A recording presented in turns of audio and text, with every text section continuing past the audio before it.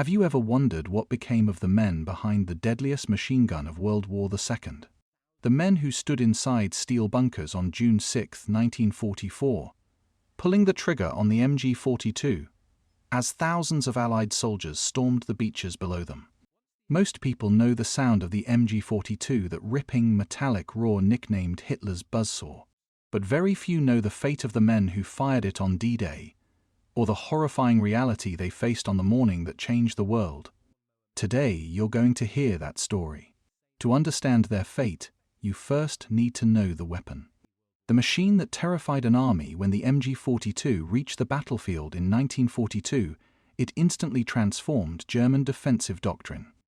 It fired so fast, up to 500 rounds per minute, that individual shots blended into a single saw-like scream. From North Africa to the frozen trenches of the Eastern Front, the gun became the backbone of German infantry firepower. By 1944, almost every defensive position along the Atlantic Wall was built around one purpose: keep the MG42 firing. And the men behind it, usually a three-man crew, one gunner aiming and firing, an assistant feeding ammunition and swapping overheated barrels, and a third man hauling extra belts. Some were seasoned veterans. Some were terrified 18-year-olds who had never fired a shot in anger. But on D-Day, every one of them had the same instructions: fire until you stop the invasion, or die in your position. The resistance nests along the French coastline, German engineers constructed fortified resistance nests, concrete bunkers with overlapping arcs of fire. On Omaha Beach alone, there were 15 of these strongpoints, each capable of sweeping entire sections of shoreline. The plan was simple and brutal. If one bunker didn't kill you, the next would. Allied planners knew these bunkers were the heart of the German defense. They photographed them, mapped them, numbered them, and targeted them for destruction before the first landing craft reached the sand. At least, that was the theory. The bombardment that failed before sunrise on June 6th, Allied battleships, cruisers and destroyers opened fire. The sky flashed with thousands of shells. Entire cliffsides were swallowed in smoke and fire. But reinforced concrete bunkers, some over 2 meters thick, shrugged off direct hits. When the smoke cleared, many MG42 nests stood almost exactly as they had before the bombardment. Inside, German soldiers braced themselves. Some prayed. Some trembled. Some stared silently at the horizon. And then they saw it, hundreds of landing craft emerging from the mist. The invasion had begun. The American disaster British and Canadian troops had specialized Hobart's Funny's ingenious armored vehicles designed to neutralize bunkers. The Americans relied on amphibious tanks. But the sea had other plans. Of the 32 duplex-drive Shermans launched toward Omaha Beach, 27 sank. Only 5 reached the sand, and most were destroyed within minutes. That left infantry alone to face the intact MG42 positions. And the moment those machine guns opened fire, the beaches became hell.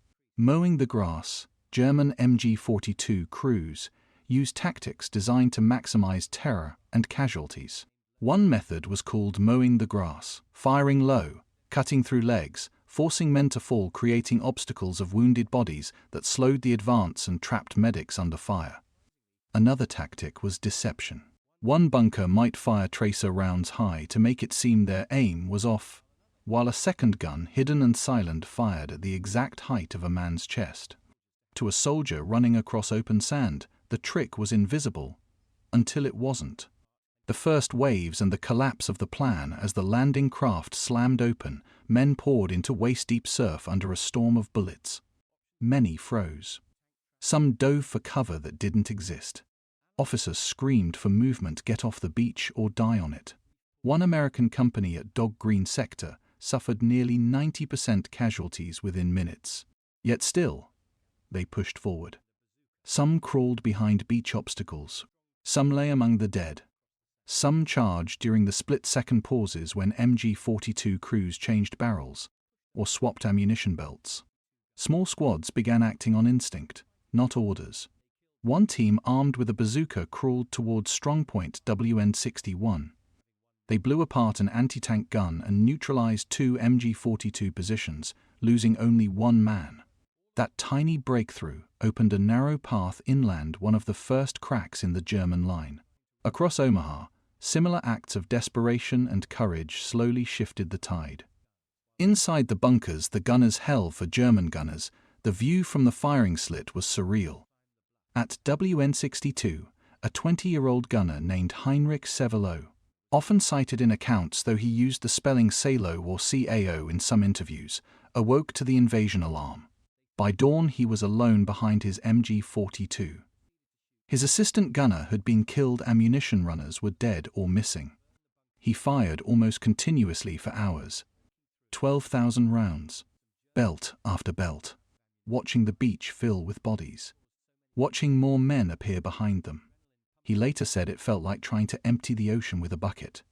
When the Allies finally reached the bluffs, he abandoned the bunker and ran, dodging shell blasts, crawling through hedgerows, finally surrendering the next morning. He never volunteered that he had been the gunner responsible for so many deaths. And not all MG42 crews survived long enough to run. Many were overrun and killed in the chaos inside their own bunkers, grenades thrown in through firing ports, satchel charges detonated at the entrance, flamethrowers clearing the interior. Close-range fighting was feral and lasted seconds. The moment of surrender and its terrible risk. Some MG42 crews that survived the initial assault eventually surrendered once their ammunition or hope was gone. But surrender didn't guarantee safety. Most Allied soldiers followed the rules of the Geneva Convention. Most accepted prisoners, even those responsible for massive casualties, but not all. There are unrecorded accounts whispered between veterans, omitted from official reports, of MG42 crews being shot after surrendering. Not out of cruelty, but out of grief, fury, and trauma. Imagine watching your entire squad torn apart by a weapon in seconds, and then capturing the man behind that trigger. War doesn't always leave room for calm judgment. These incidents were rare, but they happened. Many German gunners feared surrender almost as much as death. What kind of men were the MG42 gunners? Not all were fanatical Nazis. Many were conscripts from Poland, Ukraine, the Baltics, men forced into German uniforms under threat. Some surrendered quickly because they never wanted to be there. Others fought desperately, convinced surrender wouldn't save them. Regardless of background, the psychological pressure was crushing. Inside an MG42 bunker, you heard the enemy getting closer, boots pounding above you, grenade pins being pulled, shouts in English inching nearer. You knew your position could become a tomb at any second. For many, the fear of that moment never left. After D-Day and the fate of the gunners after the beach was secured, surviving MG42 operators were marched to POW camps. Many spent the rest of the war behind barbed wire. Some were interrogated. Some were transferred overseas. A few were beaten by soldiers unable to control their rage. But most lived. And after the war, many went home and stayed silent, haunted by memories of the morning when they fired at men who never made it across the sand. Years later, some of them met the American soldiers they fought against. Heinrich Sevelow eventually met David Silver, a U.S. veteran he had wounded on Omaha Beach. Two old men who once tried to kill each other sat together, spoke, and forgave. The kind of meeting neither could have imagined in 1944. The legacy of the MG42 to Allied infantry, the MG42 wasn't just a weapon, it was a nightmare. A sound they never forgot. In memoirs, whenever a veteran wrote a machine gun opened up, they almost always meant the MG42. Movies like Saving Private Ryan kept its terrifying sound alive. The bunkers still standing over Omaha Beach are silent reminders of the men who fired it, and the men who faced it. D-Day was the beginning of the end for Nazi Germany, but for the MG42 gunners, it was a day that carved scars deeper than any battle before or after. And long after the war ended, the echoes of that weapon followed them home.